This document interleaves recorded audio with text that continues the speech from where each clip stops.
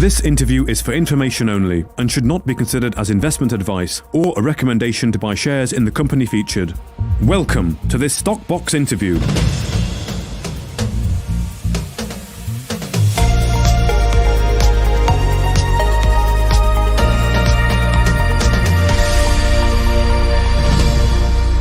Joining us today is Paul Johnson, the CEO of Power Metal Resources. Now, thank you very much for joining us, Paul. I wonder if you can give us a bit of an update with what's going on. It's quite quiet out there.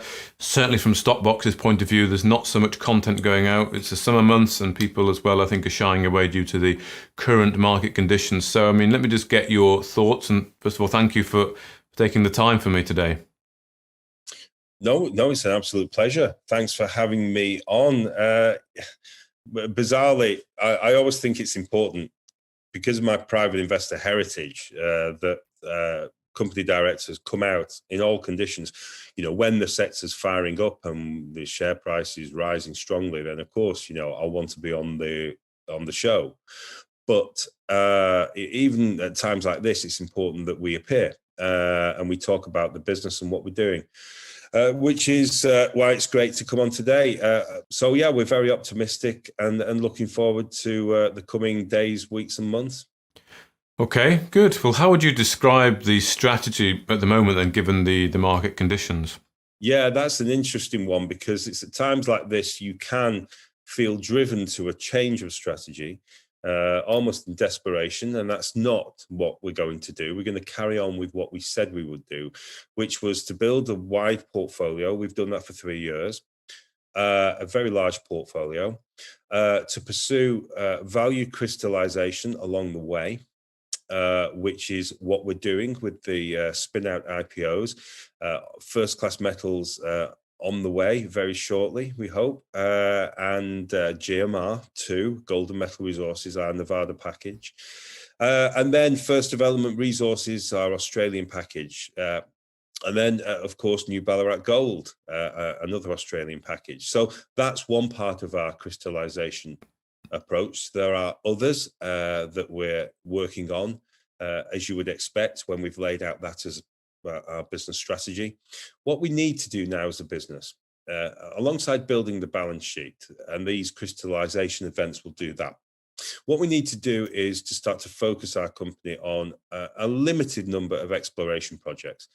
We have some substantial interests in our business where we've pursued exploration thus far. We've found some very positive results, and we want to crack on with a smaller portfolio of opportunities. Which is what we'll do.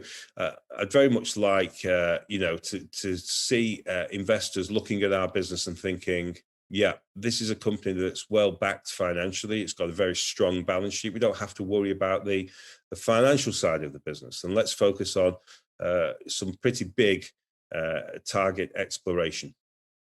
Okay. So where are the focuses then at the moment, Paul? Anywhere particular?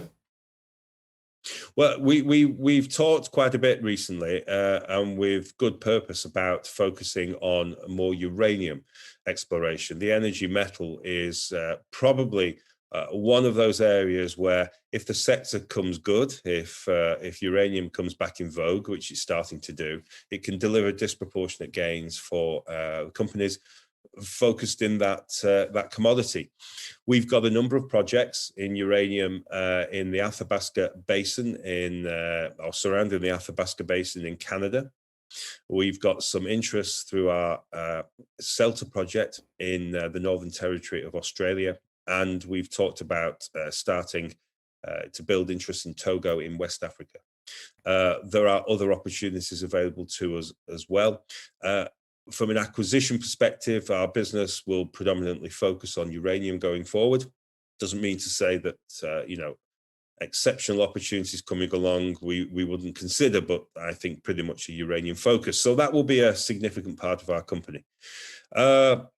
There are other projects that we've been building over the years, quite a few, but I think the likes of Malopo Farms in Botswana will be a particular focus, because we've done drilling there already from a 2,700 square kilometre area, we were able with the first drill program to hit nickel sulfides and actually to get some quite attractive grade with up to 1.7% nickel. And that's something that obviously we need to focus our resources and our time on going forward. So the model in terms of where we're working, where we're focusing will emerge.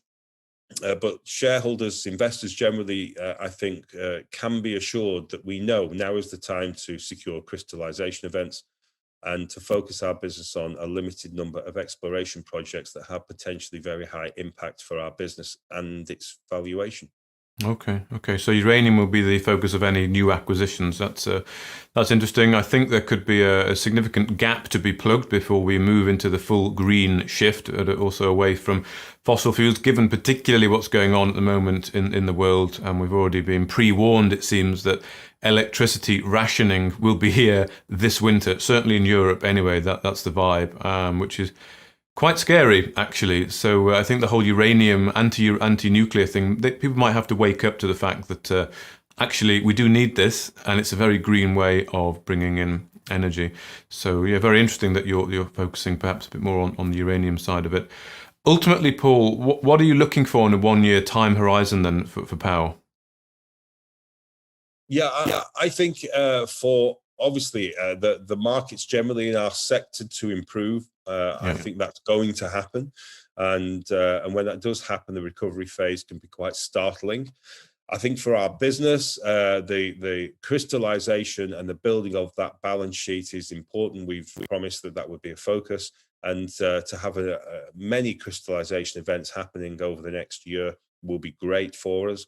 And I think a now move to not quite a more traditional model of focused exploration, because we think our project portfolio, even if it was more limited in terms of the number of projects we were actively pursuing, we think it's quite dramatic. It has incredible potential, and it would be nice to spend more time developing some of these stories in the market, such as Malopo, where we can spend more time. We're not hopping from one announcement to the next. We can build a story and demonstrate the potential, deliver with exploration, get some great results, and hopefully we can make some decent discoveries. Okay, excellent. And I believe have you got some warrants that are expiring fairly soon, 0.75 warrants that are due fairly soon? Do you think they'll get executed? Oh, well, that's been the elephant in the room for many people. During down cycles, there's often a focus on what's going wrong, as it were, and people look for the reasons. They don't look for the reasons to the same extent when things are going up, in fairness. But the warrants are a factor in a thin market, albeit we are quite well traded, quite liquid. We are approaching the end of the 0.75p July 2020 financing warrants. The vast majority of our financing warrants up to that point have been exercised in full. The expiry is the 20th of July. And I noted a couple of comments about the market should improve on the 21st of July onwards, which is fabulous because that's my birthday.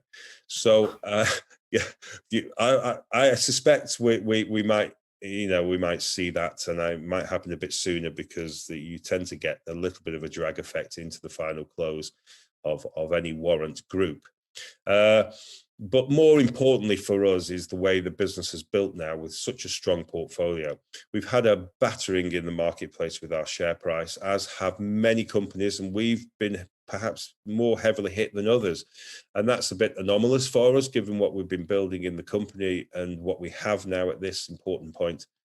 So hopefully a little bit of sector recovery, a planned refocusing of the business, more optimism about our financial strength and the exploration that we're doing, and we could see quite a rejuvenated business. Well, that's my aim, and we never forget, as I often say, the Gladys in Glasgow, Bert in Birmingham, those people that put money into our company deserve focus, attention. They deserve our best efforts. We have not stopped in this business since we started in early 19.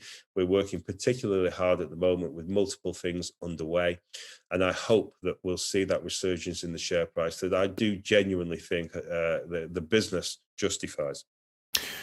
Okay, excellent. Well, thank you very much, Paul Johnson, the CEO of Power Metal Resources, for joining us today. Thank you, Mark. If you enjoyed this interview, then give us a thumbs up, a like or a retweet. Subscribe to us on YouTube or follow us on Twitter and hit that notification bell to be the first to know when we release new content. There's loads of great content on our website too, across all our programmes at stopboxmedia.com. Thank you for watching.